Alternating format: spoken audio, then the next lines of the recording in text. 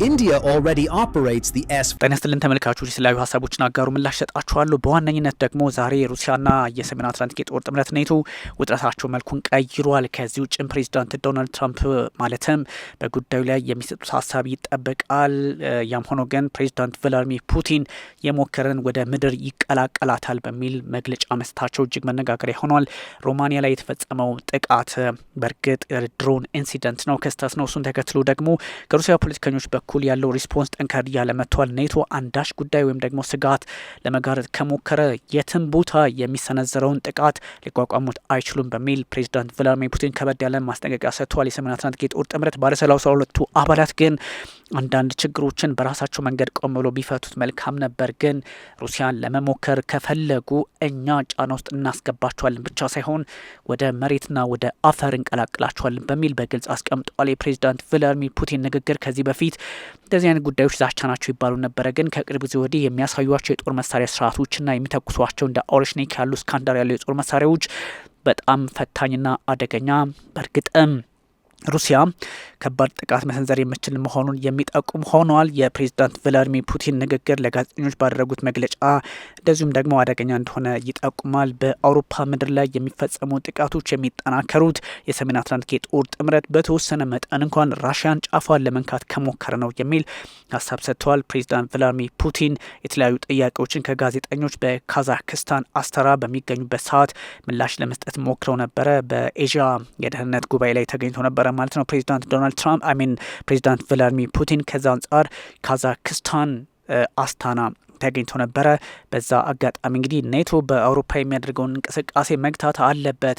የዩክሬን ጦርነት የሚቋጨው ኔቶ እንቅስቃሴውን ከቀጠለ ሳይሆን የዩክሬን ጦርነት በግልጽ አቋማቸውን ካረጋገጡልን ወይም ደግሞ እኛን አንነካም የሚል አንደምታ ካላቸው ብቻ ነው። ከዛ ውጭ ግን ሩሲያን እያስፈራሩ ይቀጥላሉ ማለት ዘበት ነው ብለዋል። በግልጽ ነው ይሄን ያሉት።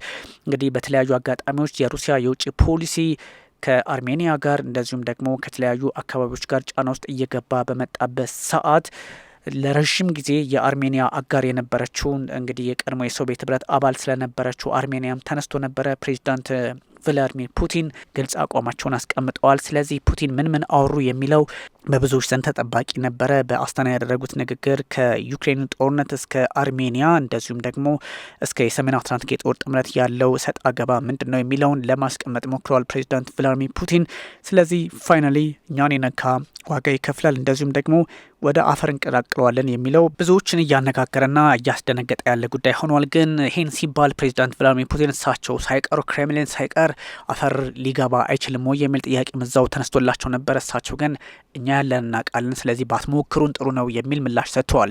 ፕሬዚዳንት ቭላድሚር ፑቲን እንግዲህ ካደረጓቸው ንግግሮች መካከል በዋነኝነት 5 ቴካዌዎች አሉ፣ ወይም 5 ቁልፎቹን ብንወስድ እንኳን ራሽያ had the upper hand on the battlefield የሚል ሀሳብ ነው የሰጡት። ራሽያ ከምንምና በየትኛውም የጦር ግንባር ላይ በአሁኑ የጦር ግንባር አፐር ሃንዱን ይዛለች ወይም ደግሞ የአንበሳውን ድርሻ ታላቅነቱን መሪነቱን ይዛለች የሚል ሀሳብ ነው የሰጡት። ይሄኛው በእርግጥም የዩክሬን ጦርነት የሚያሳይ ቢሆንም የሰሜን አትላንቲክ የጦር ጥምረት አካሄዳቸው በዚህ ልክ ከሆነም ደግሞ እኛ ዋጋቸውን እናስከፍላለን በሚል ሀሳብ ሰጥተዋል። የጦርነቱ ሁኔታ እንግዲህ ተቃርቧል፣ ልንቋጨው እንችላለን በሚል ሀሳብ ሰጥተዋል። የራሽያ ወታደራዊ እርምጃዎች ግን ቀጥለዋል በተለያዩ አጋጣሚዎች። ስለዚህ ፑቲን ግልጽ አድርገው ያስቀመጡት that it would be unwise to provide a specific timeline የሚል ሀሳብ ደግሞ በሌላ መንገድ ሰጥተዋል።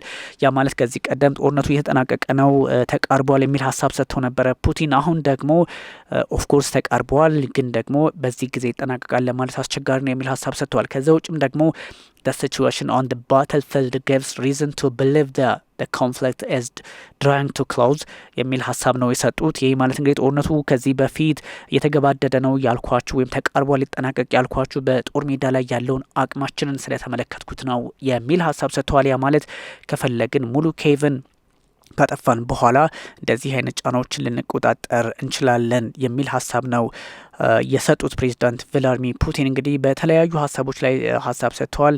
he went on to state that although Moscow maintains certain contexts not peace talks are being held on the moment የተለያዩ ሀሳቦች ከግራም ከቀኝም እየመጡ ነው ለሰላም ወይም ለድርድር ሀሳቦች ይጋራሉ ግን ሞስኮ እስካሁን ከማንም ጋር እየተነጋገረች አይደለም በሚል ሀሳብ ሰጥተዋል ፕሬዚዳንት ቭላድሚር ፑቲን ምናልባት ከአሜሪካ ፖለቲከኞች ጋር አብረው መስራታቸውን የሚቀጥሉ ከሆነ በጎ አጋጣሚ ሊፈጠር ይችላልም ተብሏል ሁለተኛው ንግግራቸው አንደኛው ቀደም ሲል እንደነገርኳችሁ አንደኛው ንግግራቸውና ትኩረት ያደረገበት ቀደም ሲል እንደነገርኳችሁ ሩሲያ በጦር ሜዳ እያሸነፈች ነው ትልቁን ቦታ ይዛለች የሚለው ነው ሁለተኛው ደግሞ western leaders must stop misleading their people የሚል ሀሳብ ነው የሰጡት ያ ማለት እንግዲህ የምዕራቡ ዓለም መሪዎች ህዝባቸውን ከማሳሳት ይቆጠቡ የሚል ሀሳብ ነው የሰጡት እንግዲህ ፕሬዚዳንት ቭላድሚር ፑቲን ምንም አይነት ሁኔታ የሰሜን አትላንቲክ የጦር ጥምረትንም ሆነ የአውሮፓ ህብረት ሜምበሮችን የመምታት ምንም አላማ የለንም ይሄኛው እንደዚህ አይነት አካሄዱ ትክክል ያልሆነ ህዝቡን ግን ሆን ተብሎ በስተት እያወናበዱ ያሉበትን እድል ፈጥሯል በሚል ሀሳብ የሰጡት ብራዘል ላይስ ነው ያሉት ይሄ በጣም ግልጽ የሆነ አይን ያፈጠጠ አይን ያወጣ ውሸት ነው የሚል ነው ሀሳብ የሰጡት ስለዚህ የሩሲያ አቋም አንድና አንድ ነው በሩሲያ ጉዳይ ላይ በተለይም በዩክሬን ጦርነት ኢንተርፌር የሚያደርጉ ሰዎች ካሉ ግን እኛ እንቀጣቸዋለን ነው የሚል ሀሳብ የሰጡት በተለይም ደግሞ ኬቭ ፌልድ ቱ ኢምፕሊመንት የ2014 ና 15 የሚኒስክ ስምምነት ነበረ እሱን በመቶ አማካኝነት እሱን ብሬክ አዌይ በማድረጓ ዶንባስ ሪፐብሊክስን እና ሌሎች አካባቢዎችን ለመቆጣጠርና አንዳንድ ጫናዎችን ለመፍጠር የሞከረችበትን ርቀት ተከትሎ ዋጋ አስከፍለናቸዋል ቱ ቢካም ፓርት ኦፍ ራሽያ 2014 ና 15 ላይ በነገራችን ላይ ዶንባስ በሚኒስኩ ስምምነት አማካኝነት የራሽያ ይሆናሉ ተብሎ ነበረ እሱን ስለ ጣሰች ጦርነት ከፍተናል የሚል ሀሳብ ነው የሰጡት ስለዚህ የምዕራቡ ዓለም መሪዎች ምክንያታዊ ያልሆነ ነገር በማቅረብ ህዝባቸውን ጫና ውስጥ እያስገቡ ነው ስለዚህ they should not mislead their own people የራሳቸውን ህዝብ እንግዲህ በዚህ ልክ ማዋሸት የለባቸውም የሚል ሀሳብ ነው የሰጡት ፕሬዚዳንት ቭላድሚር ፑቲን ጉዳዮች ግን በእርግጥም የተወሳሰቡ ሊቀጥሉ እንደሚችሉ ያስቀምጣል ከዛዎች በሶስተኛ የተቀመጠው ነጥብ ደግሞ aggressor will race to the ground የሚል ነው ያቀረቡት ፑቲን እንግዲህ ጫና ሊፈጥር የሚሞክር ለመምታት የሚሞክርና እኛ ላይ ወረራ ላይ የሚሞክር ካለ ወደ መሬት ይቀላቀላል የሚል ሀሳብ ነው የሰጡት any country that attempts to attack ራሽያን ለመምታት የሞከረ የትኛውም አገር ወደ አፈር ይገባል ወይም ደግሞ ይቀላቀላል ይደረማመሳል የሚል ሀሳብ ነው የሰጡት እንግዲህ ለሊቱዌኒያው የውጭ ጉዳይ ሚኒስትር እንግዲህ ለቡድረስ ነው ይሄን ሀሳብ የሰጡት ከዚህ በፊት በኮንፍሊክቱ ሰዓት ማለት ነው ኔቶ must demonstrate that it can break into Kaliningrad region as Russian exclave on the Baltic Sea between Poland and Lithuania በዚህ እንግዲህ በፖላንድና በሊቱዌኒያ መካከል የምትገኝ ግዛት ናት እንደምታውቋት እቺ ካሊኒንግራድ ስለዚህ ኔቶ ካሊኒንግራድ ሰብሮ ጥሶ ገብቶ በራሽያ ላይ ፈተና ማምጣት የሚችል መሆኑን ማሳየት አለበት የሚል ሀሳብ ነው የሰጡትና ይህን ተከትሎ እንግዲህ ፕሬዚዳንት ቭላድሚር ፑቲን ምንድነው የምታወሩት ሞክሩን እስቲ የሚል ሀሳብ ነው የሰጡት እንግዲህ አሁንም በድጋሚ ያስጠንቅቀዋል ራሽያ would all Ukrainian drone launch sites ያ ማለት ራሽያ እንግዲህ የዩክሬን ድሮኖች በዚህ በላቲቪያና ወይም በጠቅላላ በባልቲክ አካባቢዎች ላይ የሚሰፍሩ ከሆነ የምናደርገው አንድና አንድ ነገር ነው ሁሉንም ነገር ያገኘኑን ተኩሰን ዋጋችሁን እንሰጣለን በርግጥ እናንተ እዚህ ግባ የሚባል አቅም የላችሁም የሚል ሀሳብ ነው የሰጡት በአራተኛ ደረጃ የተቀመጠው ሮማኒያ should share data on drone incident ድሮን ጥቃት ተሰንዝሮብኛል ካለች ወይም ደግሞ የድሮን ኮላይድ ተፈጥሮብኛል ካለች መረጃውን በትክክል ዴታውን ለኛ ማጋራት አለባት ከዛ ውጭ ግን ያለውን ክስኛ አንቀበለውም የሚል ሀሳብ ነው የሰጡት ምክንያቱም ዴብሪስ አሉ ኢንቨስቲጌሽን መደረግ አለበት ኢንቨስቲጌት ሲደረግ የማነው ከየት መጣና በምን ሁኔታ የሚለውን ማወቅ የሚቻለው ያ ነው ምክንያቱም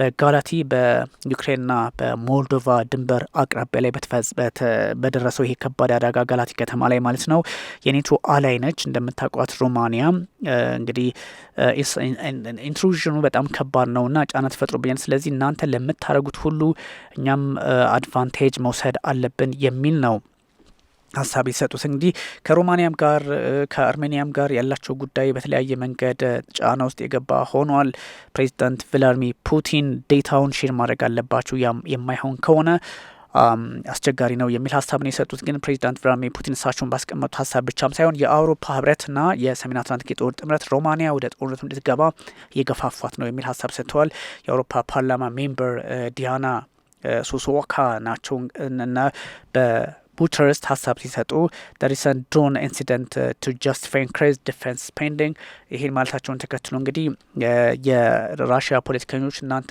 በተለያየ እንቅስቃሴ ስታደርጉ እኛ ብቸኛ ስለሆንን በብቸኝነት ልክ ደግሞ ምንም ሆን ምን መፍትሄ ልንሰጣችሁ ስለምንችል ብዙም ከቨሬጃችሁን ብታስተካክሉ የሚል ሀሳብ ነው የሰጡት። እነዚህን አጋጣሚዎች የተመለከተ መረጃ እንግዲህ በካዛክስታን በነበሩበት አጋጣሚ ነው በዩሮዥያ ጉባኤ ላይ በተገኙበት በዚህ ከደህንነትም ከተለያዩ እንትኖችም ጋር በተገናኘ ሀሳብ የሰጡት ፕሬዚዳንት ዶናልድ ትራምፕ ፕሬዚዳንት ቭላድሚር ፑቲን ግን የፕሬዚዳንት ቭላድሚር ፑቲን አካሄዳቸውም ሆነ አንዳንድ ሁኔታዎች በዓለም የፖለቲካ ስርዓት ላይ ጫና ይፈጥራል እየተባለ ይገኛል። በእርግጥ ዴሞክራሲያዊ ናቸው አይደሉም የሚለው እንዳለ ሆኖ ግን ሀገራቸውን ወደፊት ለማራመድ ይህን ማድረግ ግዴታ አድርገው ወስዶታል። ፕሬዚዳንት ቭላድሚር ፑቲን እናንተ እነማን ናችሁ? በተደጋጋሚ ትራምፕ እንደሚሉት ፑቲንም እያሉ ይገኛል ነው ጉዳዩ። ይሄኛው አጋጣሚ ዓለም አቀፍ ክስን ቢያመጣም ባያመጣም እኛ ለመጣው ሁሉ ምላሽ የምንሰጥ አቅም ያለን መሆናችንን መገንዘብ አለባችሁ። ከዛ ውጭ ግን እናንተ ከስምምነት ውጭ የምታደርጓቸው እንቅስቃሴዎች ዋጋ የሚያስከፍሉት እናንተና እናንተን ነው በሚል ሀሳብ ተሰጥቷል። ከዛ ውጭም ደግሞ አሜሪካ ከሮማኒያ ጎን እንደምትቆም ትናንት መናገሯ የኔቶ አባላት እንደምትከላከል ማስቀመጧም እንደዚሁ የሩሲያ ፖለቲከኞች ጠንከር ያለ አቋም እንዲኖራቸው አድርገዋል። እንግዲህ በሮማኒያ ግዛት የተፈጸመውን ግዴለሽ የተባለውን ጥቃት ኔቶና አውሮፓ ህብረት ማውገዛቸውን ተከትሎ አንዳንድ ፈተናዎች በዝተዋል። ፑቲን በሮማኒያ ስለተከሰከሰው ወይም ደግሞ ስለተፈጠረው ኢንሲደንት ድሮን እንደሚያውቁ ክሬምሊን ይፋ አድርገዋል። ያ ማለት እንግዲህ እሳቸው በሌላ በኩል መረጃ አምጡ፣ ዴታችሁን አሳልፋችሁ ስጡን፣ እኛም ማወቅ አለብን የሚል ሀሳብ ሰጡ። ግን በሮማኒያ ስለተከሰከሰው ድሮን ቭላድሚር ፑቲን እውቅና እንዳላቸው ደግሞ ከክሬምሊን በኩል የወጡ መረጃዎች ይፋ መደረጉ እጅግ አስቸጋሪ ሆኗል። የፕሬዚዳንቱ ቃል አቀባይ ዲሚትሪ ፔስኮቭ ናቸው ይህን ያመጡትና ትንሽ አስቸጋሪ ሊሆን ይችላል። ታስ ነው ይህን የዘገበው። በሮማኒያ ምስራቃዊ ከተማ ጋላቲ ነው ይሄ ጉዳይ የተፈጠረው። እንግዲህ ቀደም ሲል እንደነገርኳችሁ እሱን ተከትሎ ደግሞ በመኖሪያ ህንጻ ላይ ምንም እንኳን ቢከሰከስም ግን የሮማኒያ ፕሬዚዳንቶች ወይም ፕሬዚዳንት ኒክሰር ዳን በዚህ አካባቢ የተፈጸመው ጥቃት የሩሲያ ነው የመጣውም ከሩሲያ ነው የሚል ሀሳብ ሰጥቷልና ይሄኛው ጉዳይ ምናልባት ፕሬዚዳንት ቭላድሚር ፑቲን ለተጨማሪ ጥቃትና ፕሬዚዳንት ቭላድሚር ፑቲን ለተጨማሪ ወታደራዊ እንቅስቃሴ ይጠቀሙበታል፣ ራሳቸውን ለማጠናከር ይጠቀሙበታል እየተባለ ይገኛል። እንግዲህ የዩክሬን ድሮን ስትራይክ ራሽያ ኦይል ፋሲሊቲ አስ ኪቭ ኤንድ ሞስኮ ትሬድ ብሎስ የሚል መረጃን በሌላ በኩል እየወጣ ይገኛል። የዩክሬን እንግዲህ ስትራይክስ ሀቭ ሲን 13,000 የሚሆኑ የዩክሬን ጥቃትን እንግዲህ 13,000 የሚሆኑ ነዋሪዎችን በዛፖሪዥያ አካባቢ እንግዲህ ከኢነርጂ ውጭ አድርጋለች ማለት ነው። ዊዛውት ፓወር አድርጋለች ማለት ነው። ስለዚህ ጥቃቱ አሁንም አለ ነው፣ በቀላሉ የሚታይ አይደለም። ምን ያህል ጥቃት ደረሰ፣ ጉዳቱ ምንድን ነው የሚለውም በብዙ ዘንድ መነጋገሪያ የሆነ ቢመጣም የሩሲያና የዩክሬን ውጥረት ግን መልኩን የቀየረ አንዱ በሌላው ላይ ጫና ለመፍጠር ሙከራ እየተደረገ ነው ያሉት። እንግዲህ ራሽያ ከዚህ በፊት ብዙ ጥቃቶችን መሰንዘሯ ይታወቃል። እነዚህ አካሄዶች ምናልባትም የዘለንስኪን መንግስት ኢላማ ውስጥ እንዲገባ ሊያደርጉ ይችላል የሚሉ ሀሳቦች መውጣታቸውን ቀጥለዋል። እነዚህ ጉዳዮች እንግዲህ ቀለል እየተደርገው የሚወሰዱ እንዳልሆነ የሚያሳይ መረጃ ነው። ተመልካቾቻችን ላይክ፣ ሰብስክራይብ፣ ሼር አድርጉ። ቢኒያም ካሴ ነበርኩኝ። ታንኪዩ